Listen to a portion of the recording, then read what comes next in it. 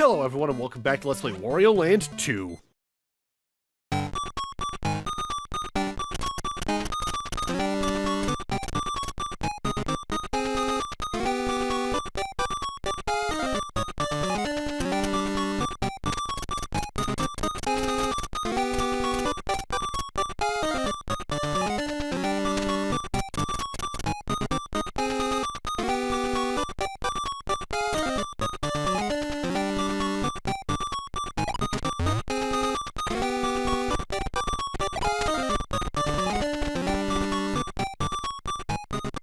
Alternate Final Chapter 2, Mysterious Factory Story 1, Defeat the Giant Spearman once again.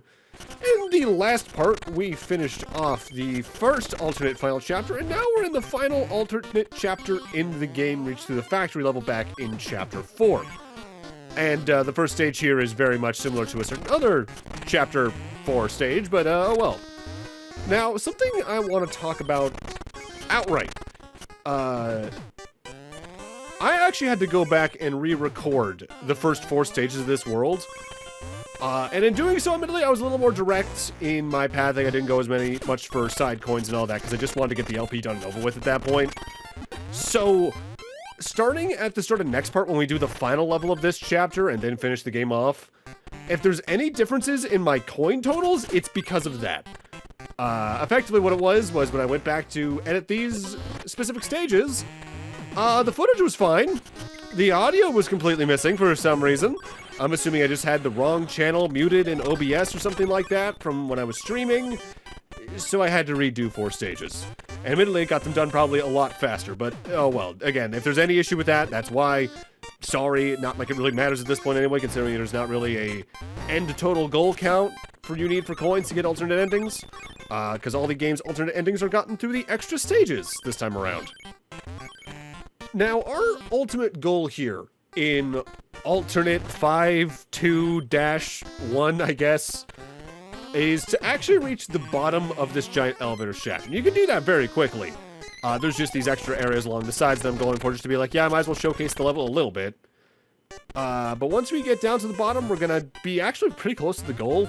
There's only, I think, 2 rooms after that. One is a very quick platforming challenge. And then the other is the actual final room where both the treasure room and the goal door technically are. Well, I say goal door. It's more like the door that leads to the goal of the actual spearman, at that case. That's one thing I do appreciate about this mission type, at least, is that, like the standard goal doors, while the end goal is the same, the levels that it's structured around are largely very different. I'm also kind of surprised there's only the one stage in the game back in, I think it was main Chapter 5, where the goal was to defeat those 4 specific enemies. Honestly, they probably could have done that a little more and been fine, but at the end of the day, those stages would probably all be structured about the same anyway, and it would have probably gotten a little more samey than the game already kind of does by the end of it all. Now, this next room has something that you can actually see if you mess up on it. Namely, there's actually a floor below this that's the 6th basement floor that's basically a water current that just pushes you back to the left if you miss the jumps here. There are coins down there if memory serves, but it's not really worth my time at this point. This is the point I was talking about where I've just kind of given up on getting extra coins a lot of the time.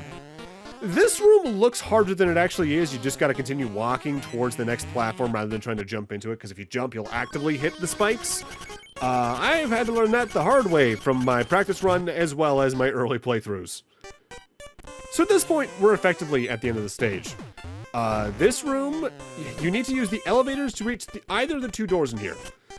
The door on the left that we're on top of right now leads to the giant spearman and the end of the level. The door on the right that we just went past, though, is what leads to the treasure room, so you gotta go there first if you're trying to get 100%. Thankfully, if you go up one of these pathways and it doesn't have what you want in it, you're not screwed, because you can just continue to jump up and just go up the next elevator after falling back down to the ground floor. There is absolutely a crueler version of this level that could have existed where once you choose an elevator, you're locked onto it until you reach the top and probably have to backtrack a much larger amount of the level. Hell, there's probably a version of this level that could have existed where it just takes you back to the start of the level. That would have been annoying, to say the least. With that out of the way, just gotta find the second to last giant spearman of the game, and then we're good. Yeah, there's one more in the game after this, and even then, that's a little bit of a special one we'll talk about next time. You've seen how to deal with these things at this point. ground pound while holding up in the A button to just continuously bounce, and it'll die eventually. If you place yourself just right, you can get it to constantly bounce off that dresser on the bottom left, and just give it even less of a fighting chance than it already had. Mind you, negative fighting chance almost feels like it should have a chance against you at that point. Moving on, it's time for another panel piece, and then our second story of alternate final chapter 2, which is a really awkward way to phrase that, but when 3 things are labeled final chapter, what am I supposed to do, huh? Into the factory that we already left to get into this specific world, but oh well. So this, I'd say, is probably the level that's the culmination of what the factory mechanics were back in that stage in chapter 4. As not only are you going to be dealing with the basic conveyor belts we've seen, we're also going to be dealing with the gear-shaped ones, as well as the elevators. Effectively, every mechanical type mechanic we've seen in the game thus far for platforming is going to be used here. Additionally, we also got electrifying spikes that function no differently than actual spikes, but they look cool. The timing on this room is definitely a little weird. You kind of have to wait for, like, the midpoint of the sound effect of the elevators rising to do a high jump and then reach the next platform safely. It's one of those rooms that looks rough, but if you just get a feel for it, it's pretty easy. Let me put it like this. In both my final recorded version of the level here and the first take where that had no audio, I got through that room flawlessly. But also, I practiced the level beforehand, so there's also that. Now, this room I'm in right now is actually optional if you wanted to get to the end of the level. In the room where I jumped onto the thin platforms, including the set that eventually collapsed and then I fell into a door, the goal is actually past the door on the top right of that room, past the crazy Wario penguins. But I came that way to loop back around to this room anyway because extra coins. The penguins here are definitely some of the more annoyingly placed in the game, though, as anytime you fall down in here, say you get hit by one of them at all, you're guaranteed to go back through that set of rooms, because otherwise you're probably not going to get caught by the platforms down below. I mean, yeah, Mario does have good enough mid-air control, you probably could direct him towards one of the platforms up there, but I'd say it's a little rough to react to that in time, especially given how long Wario's hit stun is when he gets damaged until he gets control again. That's like a solid second and a half or so, which is just long enough you'll probably fall right past any platform. One more treasure down, only a few more left to go. Now, we can just fall straight down that pit, but in order to get both the ending and extra coins, you really want to fall down here as Flat Wario, as it allows you to access just some extra things along the way. Now, the thing about Flat Wario that they use very specifically in this level design is, because of how low Flat Wario's jump is and the speed at which you float back and forth while floating downward, you do have to actually follow the level design and not just try to rush things, because otherwise you're just not going to be able to make the jumps you might want to. Like, you cannot make that jump to the right there without heading all the way up to the top there. And that's something that on my first playthrough of especially Wario Land 4, I really just didn't absorb too well. Mind you, Wario Land 4 was one of the first games I played ever that had a focus on platforming while also exploring without being Metroid. Like, you had to test things, try to figure out platforming puzzles that weren't directly just platform-to-platform type stuff. And for child me, that was definitely overwhelming. Also, fun thing you can do right here, and I messed up on immediately. When you press the B button to let go of the owl, you are invincible for a brief period. On my practice run and first run of this level, I got through those spikes without getting hit at all. But I was just too high up that time, so, whoops. Hug the spikes a little closer in that case. Now that we got that extra bit of coins out of the way, though, once I get back into this door, which is surprisingly precise to get into without getting knocked back by that specific enemy, by the way, we're good to just get smushed again by that specific bat carrying the weight, and get ourselves to the exit of the level, which is back in this room. You do have to float to the left and then float all the way back to the right, which definitely feels a bit slow given this walking speed of Flat Wario, but given how comparatively few rooms this is used in the game, it's not that big a deal. Just watch out for this specific bat, which is why I always kind of dance back and forth right there, because they will unflatten you if that happens, you have to go all the way back around again. And, well, you just don't want that now, do you? Gotta be a bit careful right here, though, because it's very easy to just bump off that last lip before the little platform we just flew through, and have to, again, go back through that entire section again. 2 stages down, 3 to go. Alternate Final Stage 2, Story 3 is probably my favorite water level in the game on the whole, because it does a good job making the water both an obstacle, but also a mechanic. Story 3 is move through the water, which, aren't we doing that in every water level? Kind of vague, but sure. To be more specific, the mechanic here for the water that we're focusing on is the water currents.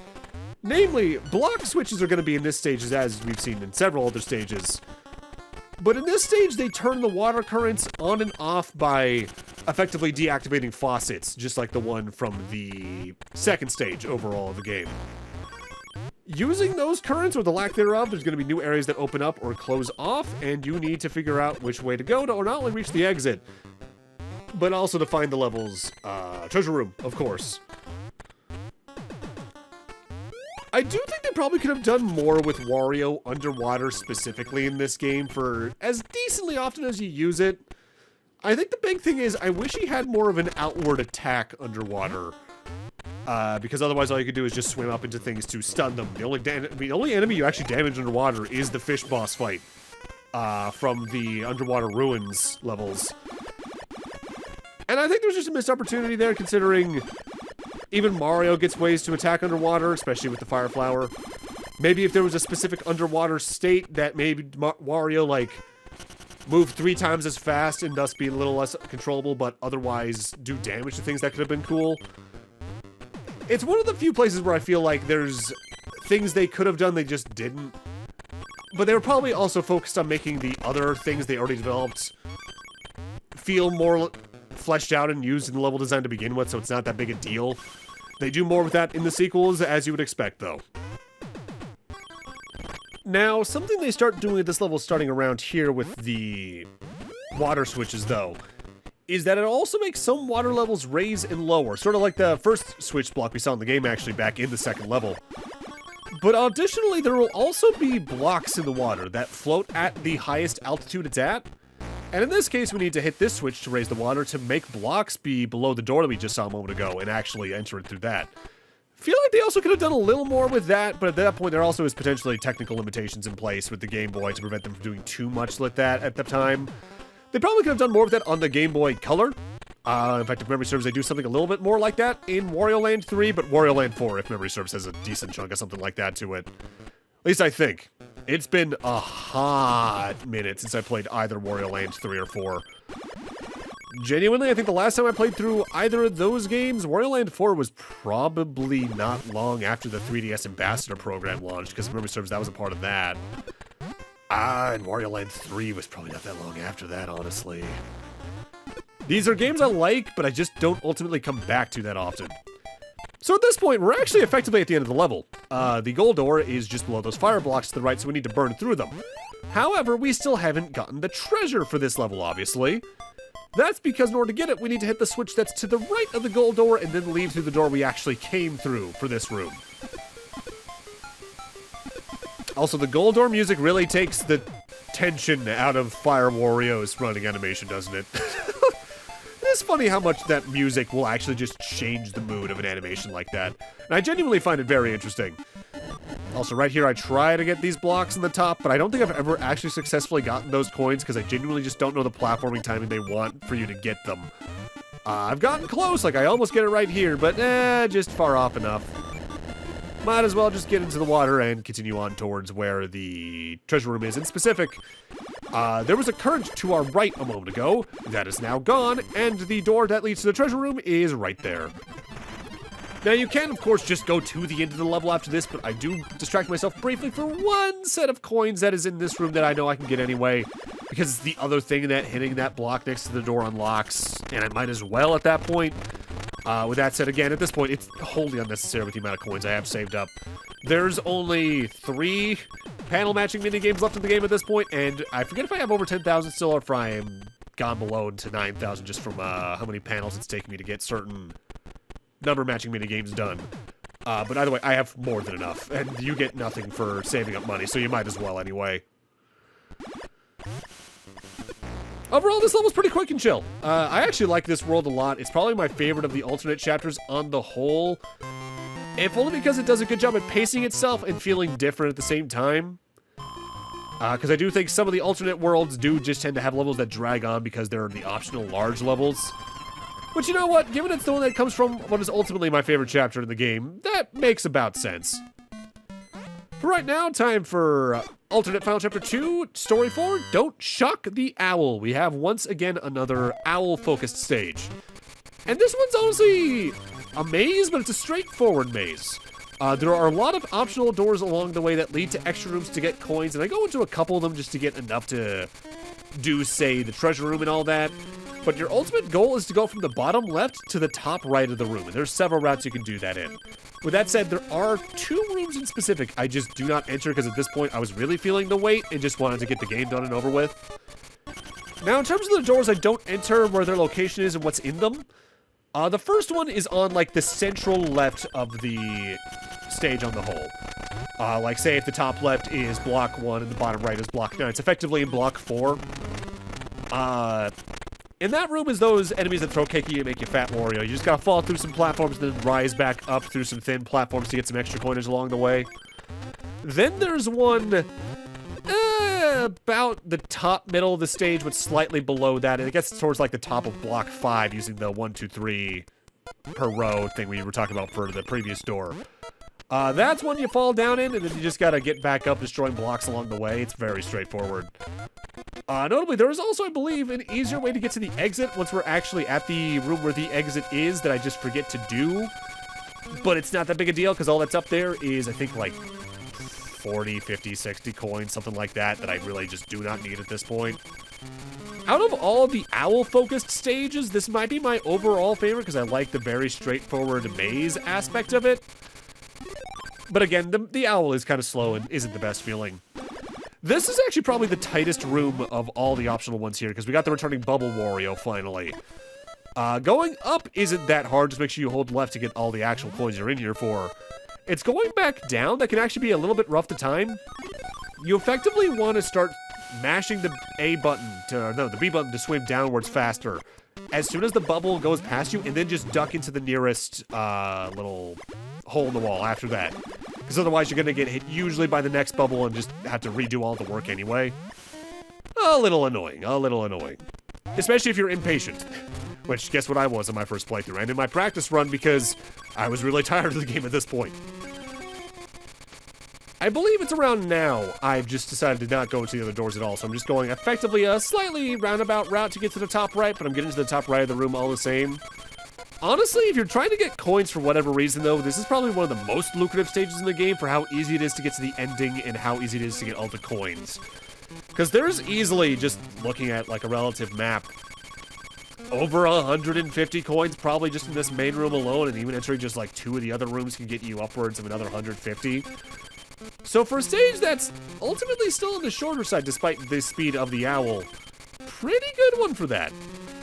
They are also, thankfully, very kind in this stage, because next to basically every door is another owl that you can grab so you can, you know, have an owl without going back to the start.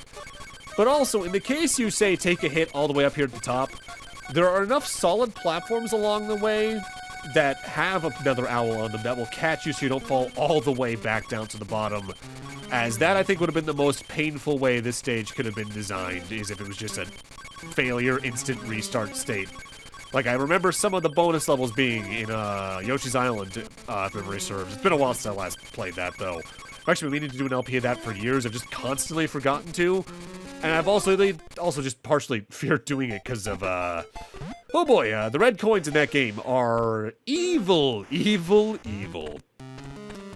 So we're already at the goal of the stage, obviously. But before we go all the way to the left, we want to come up here for the treasure room. But notably, the enemy blocks just to the right of the door. If you throw the enemy down and then use it as a platform to high jump, there's 6 big coins, I believe, up there for you to grab. And I think you just fall down to the right to get the door from there instead of having to destroy the blocks. Also, on a first playthrough, I remember being very careful in this room to not let the enemy get destroyed by the spikes. They're immune to the spikes, so you can just walk underneath them while carrying the enemy through it, and they'll be completely fine. Thankfully, that fear was unwarranted. Ooh, greedy coin. I remember chuckling to myself when that happened, because this was the last bit of footage I recorded for the LP. So ending with one last lucky coin just put a smile on my face. But with that, I'm gonna need to end this off here. Thank you guys for watching, and in part 16, we go finish off alternate final chapter 2, which is still a weird way to say it, but it's all I really got. And then finish off the game from there, getting the final ending. See you guys then.